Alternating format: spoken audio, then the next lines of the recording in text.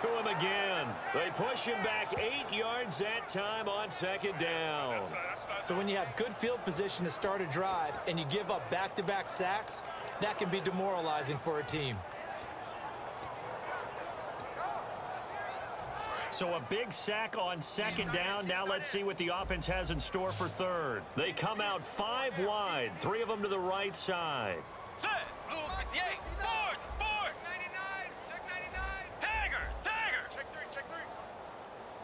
Time running out here on the play clock. 3rd and long for Bridgewater.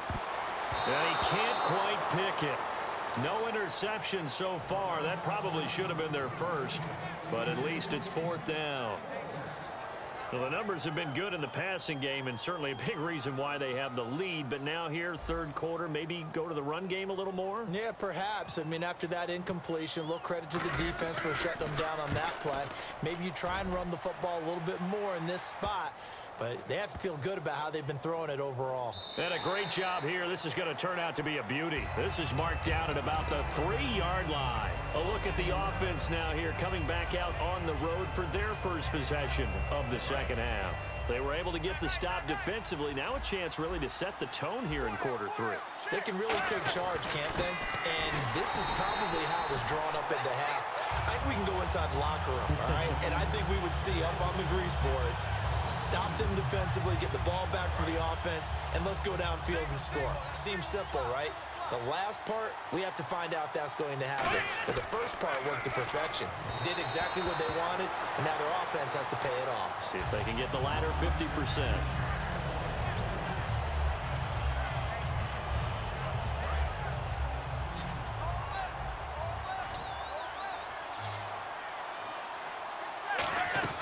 From his end zone, Romo on 3rd and long. He completes it to Bryant. And he'll have the first down as he's up to about the 18. Well, the advantage has certainly shifted to the defense as we began that 3rd down play, and they found a way to foil it and pick up a first down. 3rd time's a charm, right? 2 incompletions. Had to have it on 3rd, and they got it. Yeah, they stuck with it, weren't daunted at all, and picked it up. A pickup there of 36. And that leads to a Dallas first down. Now, that play will end up on the highlights, and you'll see it all over the place. But what you won't see, the offensive line that bought the extra time, that allowed for the big completion downfield, those guys made that play possible. Romo now to throw. And this one complete to Witten over the middle. It's a gain of 21 that time. And the Cowboys are going to get a first down. And the offense moving quickly to the line. Here's Romo, and he knocks the ball away, and it falls incomplete. Help me out, partner. Was that incomplete? That was on a deep ball to Dez. And that's a surprise. The way he attacks the football in the air, it's always surprising to me when he doesn't complete a pass like that. Bryant, the lone receiver, left. 2nd and 10. Romo once more toward the center of the field, but it's incomplete.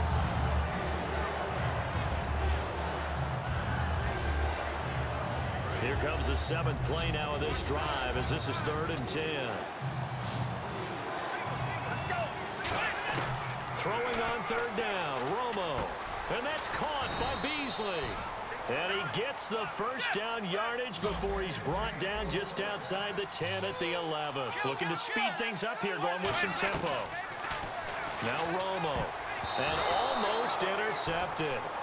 It would have been his 2nd pick of the game. Instead, it'll be 2nd down.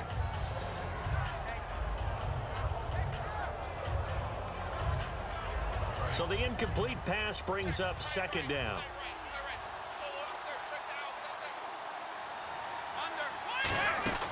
Tenth carry now for Elliott. And a short pickup there down to about the 9. Just a couple on the pickup there, and now it's 3rd down. And quickly they get to the line. Tough day, tough sledding right there, and it's been that way the entire game. Not a whole lot of room to ramble for him. Yeah, you're right. It's been that way all afternoon. Didn't get a whole lot better there. Now, they've got to be a little frustrated here to not complete that on 3rd down after having such a long drive going. Hey, you're talking about going over 70 yards. Oh, they flip it to the kicker. He looks like he's going to throw it. And all the gamble fails. It's incomplete. And switching gears here a little bit, you know, the players always talk to us about their Madden ratings. And it's Madden release week. Yeah, they're never real happy about it. They never are they? No, they're really not. They always think they're better or want to be better, and they want to see it increase and improve as the season goes along. But just last week, I was at an NFL training camp and heard a couple guys talking about playing Madden.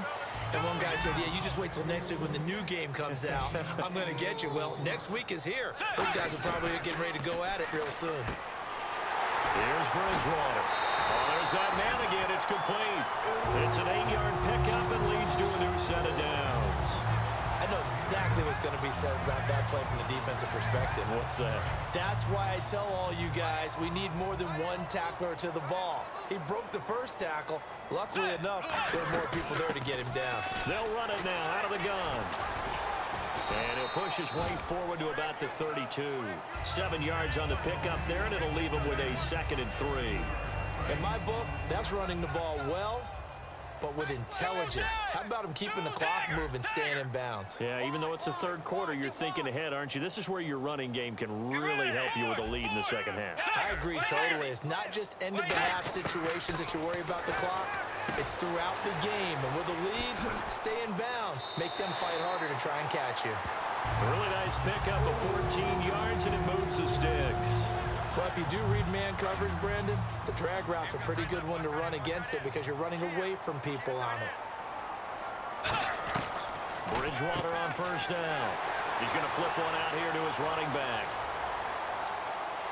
Touchdown, Vikings! Adrian Peterson, 54 yards. And the Vikings find a way to stretch their lead.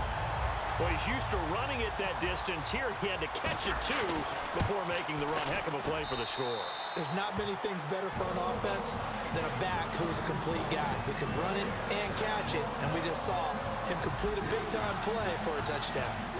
And so we have the touchdown. Now here's Blair Walsh to kick this one away. That's fielded in the end zone. And he will be brought down here at about the 17-yard line. The offense for the Cowboys now working their way back onto the field. And on the last drive, they were in field goal range. They just opted not to kick it, didn't get it. How does that change the mentality this go-around? I don't think it changes much for the head coach because this is what he preaches all the time. Attack at all times in any spot on the field, and he likes touchdowns, not field goals. Now, your field goal kicker, you got to make sure you nurse him through and say, okay, don't worry about it. When we need you, you've got to be ready to go. And the team, of course, loves to see points on the board. So let's see if it changes a little bit if they're in the same spot again. Yeah, we'll see what the decision is here if they get to that spot. On second down, Elliott. And not a whole lot to speak of there as they'll bring him down shy of the 20. 2 yards on the carry there, and it's going to lead him to third down. Third down at 8 now. Well, so many times we look at a short run and we praise the offense for trying to set the tempo and establish things, but the defensive guys, hey, they just won the battle there. It wasn't a big run given up. They don't always have to absorb the body blows. Sometimes they dish them out themselves. Give them 10 yards on that one, and that'll earn them a fresh set of downs. And we return, welcoming you back to Minneapolis. A lot of happy faces in the crowd at this point as their guys have a big lead here to start quarter number 4.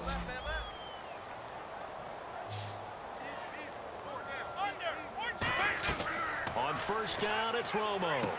Here's the first NFL reception for the rookie Ezekiel Elliott. He lost 6 there on the first down play. You know what the key to a good screen pass is, don't you? Bet you're going to tell me. Good blocking? Well, good blocking eventually. But first is good acting. Now Romo hit, and he loses the football. He had it jarred out.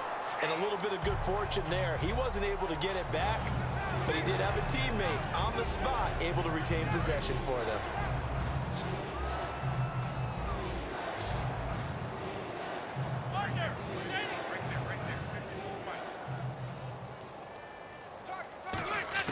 Third and long here. It's Romo. Oh, had his hands on it. Couldn't bring it in. Pretty symptomatic of how this game's been going. On any passes in the middle of the field, anyone who's going after the football is going to be conscious that it's probably going to be contested and often physically. Sometimes that leads to drops. Desperation time for Romo on 4th down. He's going to try and go. Well, this is taken in. It's complete.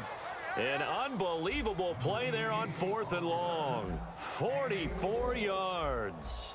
And they pick up the first down on a 4th down play. I don't know if the defense relaxed because they thought maybe they'd stopped them on 3rd down, or if they just didn't protect the sticks very well, but boy. Into a double team, and it's intercepted. Picked off by Michael Griffin. And a big turnover there as his guys will get the football back. And now out comes Minnesota. And that last drive, a long drive, but not just that. They had a great air attack going. Did they stick with that? I would think that they would, because if they were confident enough to do it on the last drive, starting backed up in their own territory, why would you change anything? They've got to be confident about what they're presenting and continue to do so. Yeah, because the secondary, they really look clueless. And that was amazing because that drive went and went, no adjustments, and no big plays by the defense to knock the ball away. Touchdown, Vikings! Laquan Treadwell, 96 yards. And the Vikings offense continues to pour it on. And now we've hit that stage of the game, partner, where one of our predecessors, one of the great commentators of all time, he used to sing in this situation when this game appeared to be over. I know the fat lady's been singing for some time. No, not her at all. This is one of our guys. But she's singing, too. No, she's on, like, the 5th tune. Yeah, she left Scales way behind, but he used to sing something about turning out the lights. The party was over. That's fielded in the end zone. And he'll wind up getting an extra couple yards here for his trouble as he'll bring this one out to the 27. And now Dallas gets set to take the field. Looked like they had something going last drive. Then the interception happened. Will they recover? The memory they need to keep with them is that they did have something going. They were moving the ball on offense, had a nice sequence going. Don't worry about the other part. You can't get that back. Let's go back to what you were doing well before. I thought you were going to say they need to have no memory, but remember the good part, forget the bad. I like that even better. They'll run it now with Dunbar. And just a short gain that time as they're able to get him down. 2 yards on the carry there. It'll be 2nd down. Not a big run on the first play of the drive, but that doesn't necessarily mean it was a bad play. Sometimes you're just trying to settle in, get your guys a little bit of contact, and get things moving. They'll run again here with Dunbar. 12 yards there as they move the chains. Well, depending on the temperament of the head coach, he's either turning to the bench and screaming, "Where was that all game?" Or maybe he's just kind of keeping it to himself and saying, okay, it's something to build on, and a positive comes out of a bad game, because those are going to happen from time to time. We'll see how he gets his team ready to go in the future. But that run right there, that's what they were looking for. So this brings up a 2nd and 2. Some runs are blocked so well, you almost forget that someone has to carry the ball to gain the yardage. The leverage by the offensive line to create space up front, really well done. And he's brought down. A good gain of 14 there, and it moves the chains. Now that run is one to build on, and I know it sounds like a cliche and it seems like a simple thing, but truthfully, coaches are always looking for something to pull out of a tough day. And right now, this team has had one of those. So that run there, I guarantee that's a clip and save as they move forward and look towards the next game. And he'll tell his team, this is what we're looking for. This is what we planned for. Let's have more of this to start games as opposed to getting it at the end. And now a first chance for the backup here to throw. Pressure coming from the Vikings, and they get there and bring him down. Ryan Robinson in there to take him down and to take us to the 2-minute warning.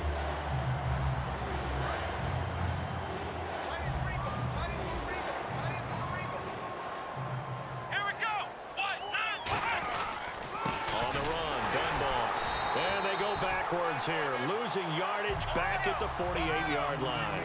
And they're indeed going to go for it here on 4th down. So trailing here in the last quarter, let's see how this plays out. Backing up. He's going to let it fly. And this is incomplete. They had to go for it with such little time remaining. And the Vikings, they have the football now in excellent field position. Now the Vikings offense works their way back onto the field. They have the big lead here late.